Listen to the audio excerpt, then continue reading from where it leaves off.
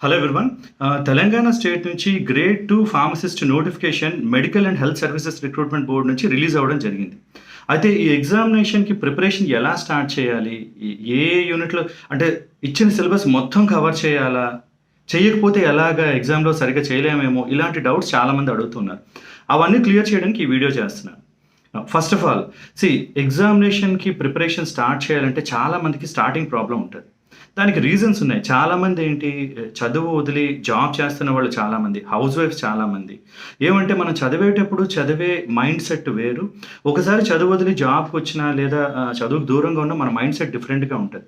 Mind set అంటే ఏం లేదు. మీరు ఒక టాపిక్ తీసుకొని చదవాలంటే మనం ఫోకస్ చేయగలగాలి దాని మీద. ఫోకస్ చేయలేనప్పుడు మీరు ఎంత చదువుతున్నా ముందుకెళ్ళలేం. చాలామందికి వచ్చే ప్రాబ్లమ్ ఇది. నా సజెషన్ చెప్తా వినండి.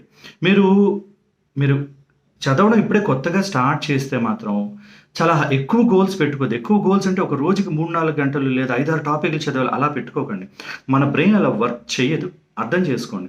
కొంచెం కొంచెంగా కెపాసిటీ పెంచాలి. అంటే మీరు ఈ నోటిఫికేషన్ వచ్చింది. ఓకే. నేను చదవాలని డిసైడ్ చేసుకున్నారు. Time table ఏసుకోండి.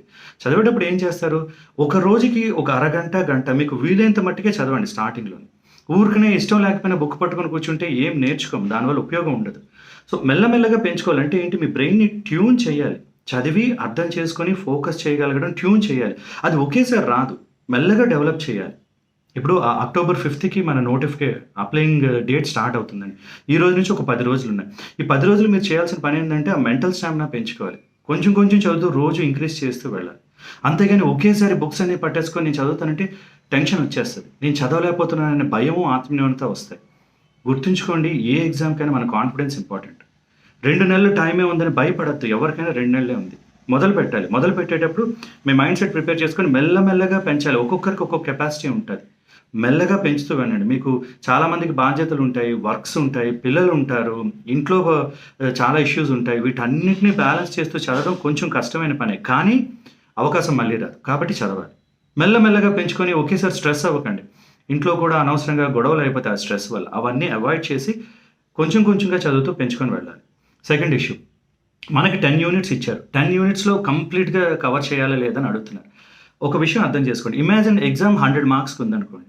అంటే 10 యూనిట్స్ ఉన్నాయి 100 మార్క్స్ కంటే ప్రతి ఒక్క యూనిట్ నుంచి 10 క్వెషన్‌లు వస్తాయా? రాదు.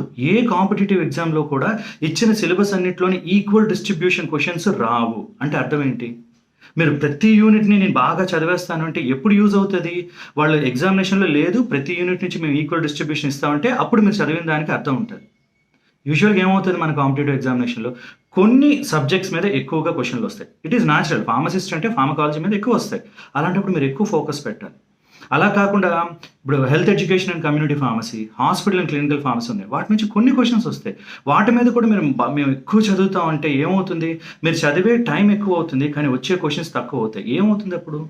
It is not an effective strategy. ఒక కాంపిటీటివ్ ఎగ్జామ్ చేయాలంటే మీకు ఒక స్ట్రాటజీ ఉండాలి. స్ట్రాటజీ అంటే ప్రీవియస్ కాంపిటీటివ్ ఎగ్జామ్స్ ఎలా ఇస్తున్నారు? మనం దేన్ని ఫోకస్ చేయాలని తెలుసుకోవాలి.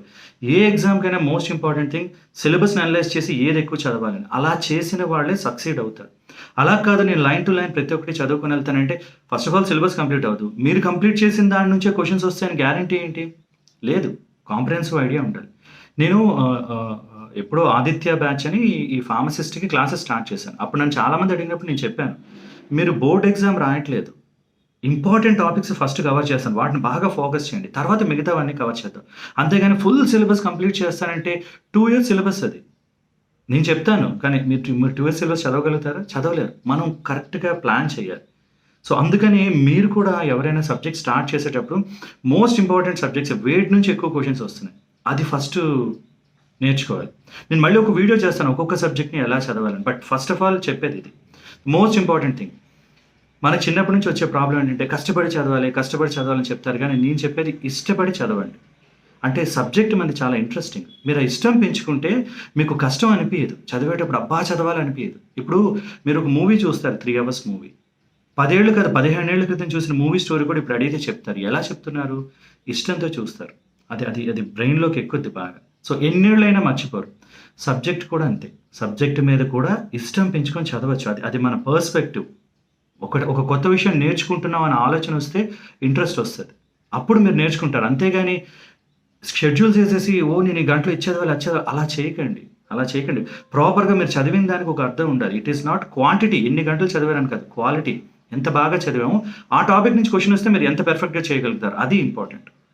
I hope these tips are useful. నేను ఇంకా ఇలాంటి వీడియోస్ ముందు ముందు చేస్తాను. All the best.